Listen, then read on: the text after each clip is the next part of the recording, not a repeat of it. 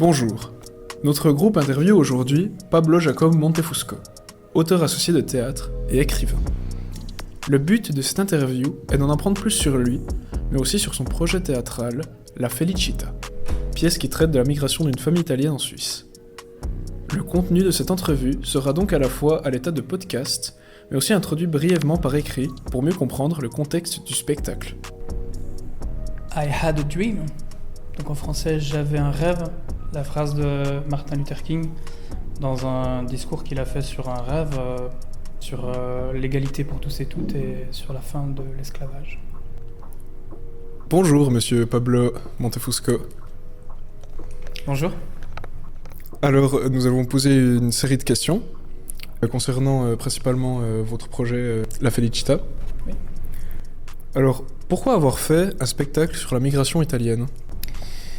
Pourquoi ? Pour plusieurs raisons. La première, c'est parce que c'est un sujet qui me touche personnellement, parce que je suis un enfant d'immigrés italiennes. Donc ma mère est née en Italie, elle est arrivée en Suisse dans les années 60 quand elle était très jeune, et j'ai toute une partie de ma famille qui est venue en Suisse pour travailler. Certaines sont retournées en Italie maintenant, et puis donc j'ai toujours été déjà bercé par cette histoire qui traverse ma famille, les générations au-dessus, les générations en dessous également, et aussi parce que j'ai le sentiment qu'en Suisse, par rapport à cette immigration-là et par rapport à d'autres, il y a encore des choses à dire, il y a, je pense, des blessures à réparer, et j'ai envie de parler de ça en fait pour que les générations futures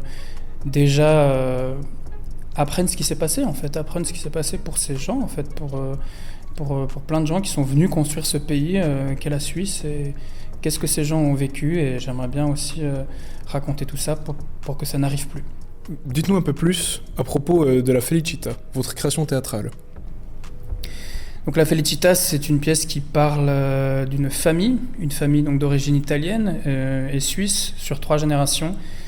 L'histoire se passe le lendemain d'un anniversaire en fait. On comprend qu'un des personnages vient de fêter son anniversaire, et toute la famille s'est réunie pour cet anniversaire, et au moment en fait de ranger et de nettoyer donc on va dire les vestiges de l'anniversaire, et bien en fait on réalise que cette famille a beaucoup de choses à se dire, a beaucoup de secrets en fait, beaucoup de secrets qui ont été gardés pendant des années, voire des décennies, des choses liées à l'immigration en Suisse, beaucoup de douleurs, et tout ça en fait ressort le lendemain de cet anniversaire. À quel point votre passé influence votre pièce ? C'est une très bonne question. Je pense que mon passé influence surtout la pièce, parce que je suis touché personnellement par le sujet, parce que je pense qu'il y a beaucoup de choses personnelles dans cette pièce. Alors ce n'est pas un documentaire, ce n'est pas une pièce autobiographique non plus, mais voilà, je pense que parfois en écrivant, j'ai un peu des moments où je me dis mais tiens, ça c'est vraiment l'histoire de ma famille, et j'essaie un peu d'éviter ça parce que je veux pas que ce soit vraiment l'histoire de ma famille. En fait, j'aimerais que ce soit l'histoire d'une famille d'origine italienne immigrée en Suisse, mais j'ai envie que ça reste dans la fiction. Pour moi, c'est très important de faire de la fiction, et je pense que quand on écrit, le passé, le présent influence toujours ce qu'on est en train d'écrire, mais là c'est vrai que c'est particulièrement proche de moi, et j'assume complètement le fait que ce soit proche de moi. Rapidement, comment s'est déroulée votre enfance ? Mon enfance s'est plutôt bien déroulée. J'ai eu une enfance, on va dire, plutôt heureuse. J'ai grandi ici, à Delémont.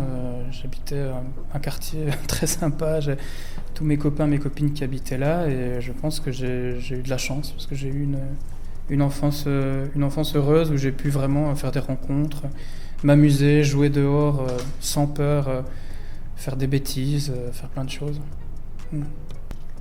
Quel est le ressenti de votre famille par rapport au passé de la migration italienne ? C'est une question qui est importante, parce que pour moi c'est une question qui est très émouvante en fait, parce que je remarque dans ma famille que c'est un sujet qu'on n'abordait pas souvent, et que maintenant que je fais ce projet qu'on aborde beaucoup plus. Et je dirais que leur réaction est un peu la même que celle de beaucoup d'autres familles que j'ai rencontrées, beaucoup d'autres gens avec qui j'ai parlé de ce projet. C'est qu'il y a beaucoup de pudeur, il y a beaucoup de difficultés à parler de tout ça. Parce que ça a été, alors pas pour tout le monde, évidemment, c'est pas le parcours de tout le monde, mais ça a été de la souffrance. Ça a été peut-être des choses aussi qu'on a mis de côté, parce que c'est vrai que l'immigration en Suisse, pour beaucoup de familles, et pour la mienne aussi, a permis finalement d'avoir une vie meilleure, a permis de se développer, de sortir de la précarité en Italie. Mais en fait, c'est des choses qui se sont faites à des prix élevés, en fait. C'est-à-dire qu'il a fallu pour ça beaucoup de souffrance, beaucoup de silence, beaucoup de racisme aussi dans les années 60-70, voire même après. Il y avait beaucoup de racisme envers les Italiens, les Italiennes. Alors maintenant, c'est plutôt des populations qui sont intégrées en Suisse. Donc maintenant, le racisme se tourne vers d'autres populations. Les populations qui sont en train d'immigrer maintenant. Mais je pense que dans ma famille, il y a quelque chose en tout cas qui moi m'émeut beaucoup, c'est que c'est en train de s'ouvrir. Je sens qu'on se parle de plus en plus.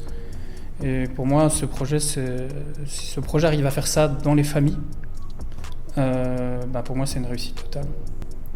D'accord, merci beaucoup Monsieur Montefusco pour cette interview. Merci à vous.